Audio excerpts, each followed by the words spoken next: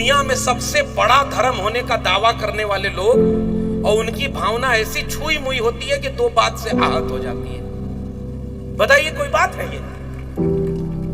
हमारी भावनाएं ये सवाल आपसे पूछती हैं, तथागत बुद्ध कौन थे? उन्होंने जो सवाल पूछा उसका जवाब कौन देगा? उन्हें तो कोई भावना आहत करने वाला नहीं मिला। तथागत बुद्ध के विचारों को नौजवानों और युवाओं को मैं कह रहा हूं, अपने इतिहास को जानो। महात्मा कबीर जब उस विचार को आगे बढ़ाए तो उन्होंने कहा कि मोको कहां ढूंढे रे बंदे, मैं तो तेरे पास में। ना मैं मंदिर, ना मैं मस्जिद, ना काबे कैलाश में, ना मैं जप में, ना मैं तप में, ना मैं व्रत उपवास में। खोजी हो तो तुरते मिले हो पल भर की तलाश में। कहे कबीर सुनो भाई साधो, मैं तो हूं विश्वास में। क्या आप कबीर भावना आहत नहीं कर गए? मैं आपसे जानना चाहता हूं, कबीर तो इसी देश में पैदा हुए। कबीर तो कथित तौर पर उसी धर्म से आते थे। क्या पूछा कबीर ने? माला तो कर में फिरे, जीप फिरे मुखमाई, और मनवा तो 34 फिरे, यह तो स्मरण ना है। क्या लिखा कबीर ने? मन ना रंगाए रंगाए जोगी कपड़ा। और मैं उत्तर प्रदेश से आता हूं, जब मैं जोगी कह रहा हूं तो आप उसका अर्थ कुछ और मत ले लीजिएगा। मैं कबीर के जोगी की बात कर रहा हूं। कबीर लिखते हैं, मन ना रंगाए रंगाए जोगी कपड़ा। ब्रह्म छोड़ आसन लाके बैठे और ब्रह्म छोड़ पूजन लाके पथरा, और मुंडवा मुड़ाए और सिरवा मुड़ाए, दढ़िया बढ़ाए जोगी हो गई ना बखरा, और मन ना रंगाए रंगाए जोगी कपड़ा।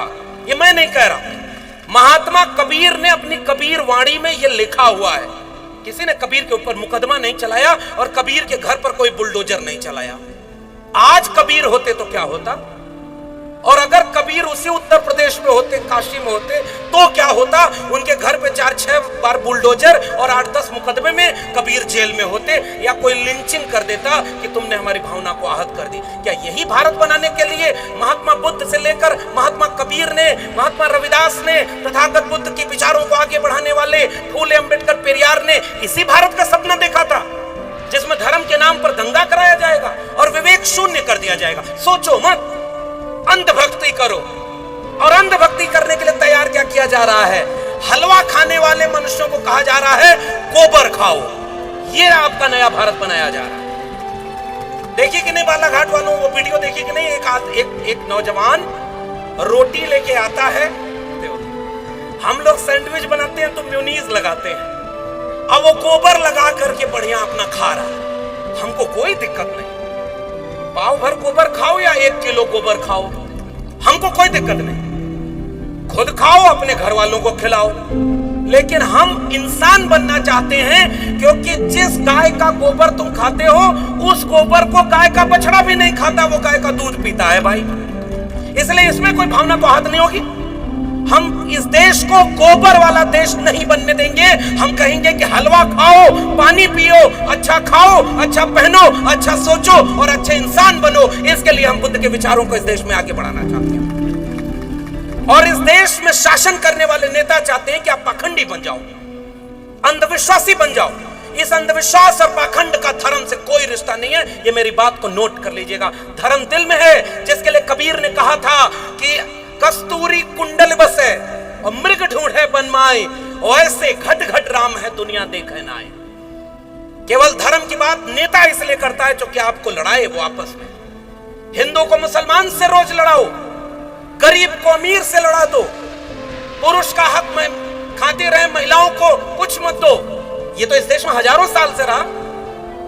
क्या इस देश में बंटवारा नहीं था क्या?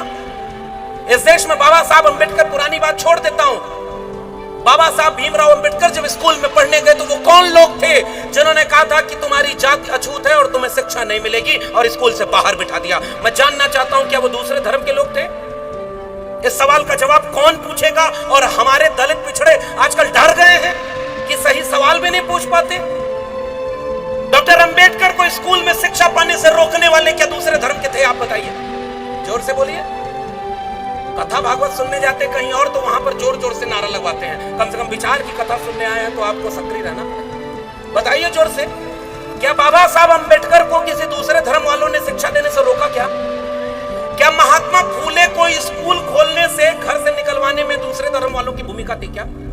सावित्रीबाई फूले जब शिक्षा देने जाती थी तो उनके ऊपर कचरा और मैला फेंकने वाले क्या किसी दूसरे धर्म के लोग थे क्या?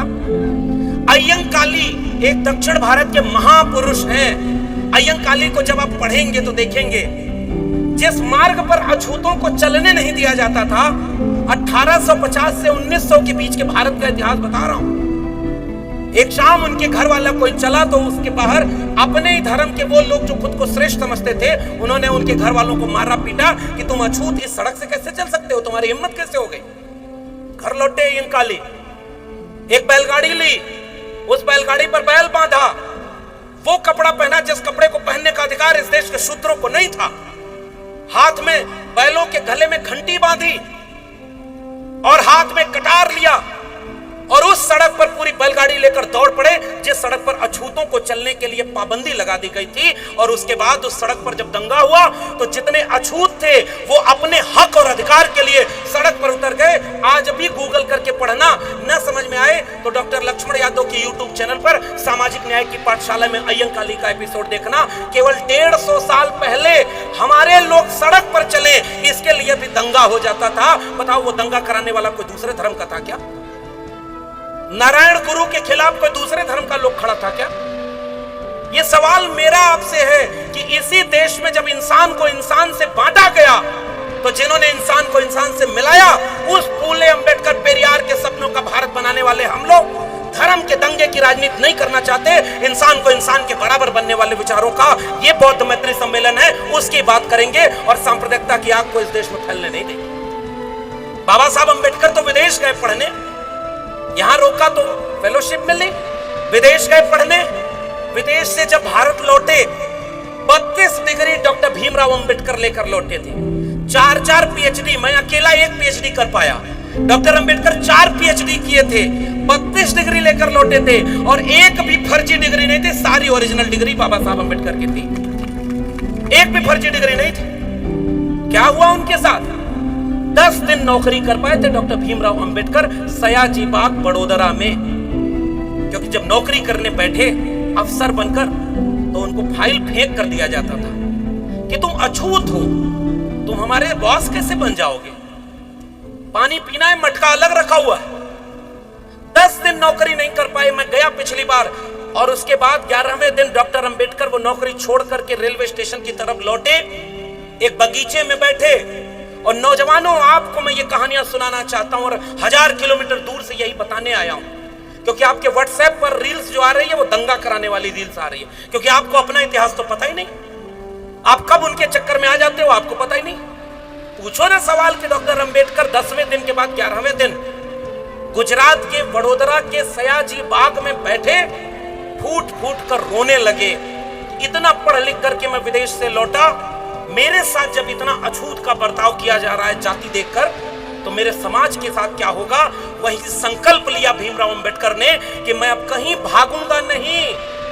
ऐसा नहीं है कि यहां का पैसा लेके विदेश भाग जाऊं और लंदन में ऐश करूं। भागने वालों का नाम डॉक्टर अंबेडकर नहीं है। उन्होंने कहा कि अब इस देश में रहूंगा, नौकरी की चिंता छोड़ो, जब तक अपने देश से जातिवाद नहीं खत्म कर लेता तब तक इस देश में अपनी क्रांति की बात को आगे बढ़ाता रहूंगा। इसलिए उस जमीन को आज भी संकल्प भूमि के नाम से जाना जाता है। डॉक्टर अंबेडकर ने संकल्प लिया कि इस देश से जातिवाद खत्म करना है जो इंसान को इंसान से बांटता है। और डॉक्टर अंबेडकर के मानने वालों, हम और आप सीने पर हाथ रख के बताओ, क्या जातिवाद खत्म हो गया? क्या जोर से बोलिए, अब जातियां खत्म हो गई क्या? जाति बची है तो फिर बाबा साहब के सपनों का भारत बना है क्या? ये नागपुर विचारों का है, एक बुद्ध का विचार है और दूसरा मनु का विचार है। एक तरफ उसी नागपुर में एक पर विचार वाले लोगों का मुख्यालय है, तो उसी नागपुर में बाबा साहब की दीक्षा भूमि भी है।